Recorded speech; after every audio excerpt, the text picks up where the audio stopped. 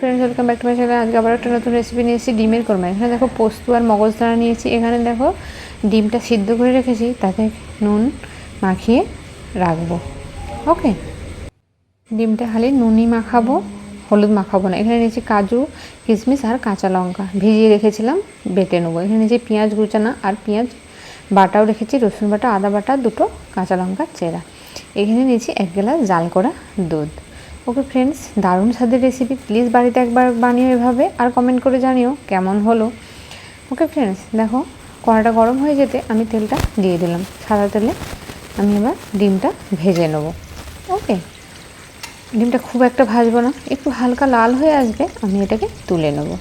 Okay friends, দেখো হালকা হালকা ভাজা হয়ে গেছে, এবার আমি তুলে নিয়েছি। এবার ওই তেলেই আমি রান্নাটা করে নেব।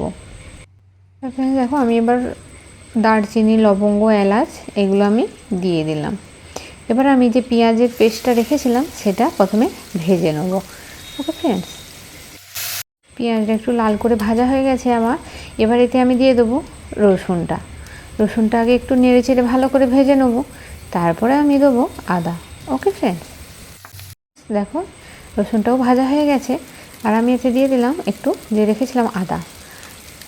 আমি কম দুটো ডিমের করছি, তাই সবই পরিমাণটা অল্প। এখানে দেখো কাজু, কিশমিশ, মগজদানার যে বেটে রেখেছিলাম সব একসাথে দিয়ে দিলাম, কাঁচা লঙ্কা। ওকে ফ্রেন্ডস, এবার ভালো করে আমি এটাকে একটু কষিয়ে নেব। ওকে ফ্রেন্ডস, হ্যালো ফ্রেন্ডস, দেখো তেলও ছেড়ে দিয়েছে আমার। এবার আমি এতে একটু দিয়ে দিলাম জিরে গুঁড়ো 1 চামচ, আর 1 চামচ দেবো ধনে গুঁড়ো। এখানে কিন্তু আমি পুরোটাই কাঁচা লঙ্কার রান্নাটা করছি। এখানে আমি কোনো গুঁড়ো লঙ্কা গুঁড়োটাও আর ইউজ করছি না, আর হলুদটাও ইউজ করছি না। এটা পুরো কালারটা পুরো সাদা আসবে, তো তাই আমি হলুদ আর লঙ্কা গুঁড়ো ইউজ করলাম না, পুরোটাই কাঁচা লঙ্কা। ওকে ফ্রেন্ডস, এবার আমি এর মধ্যে কষা হয়ে গেছে মশলাটা আমার, এর মধ্যে আমি অ্যাড করে দিলাম 1 গ্লাস দুধ।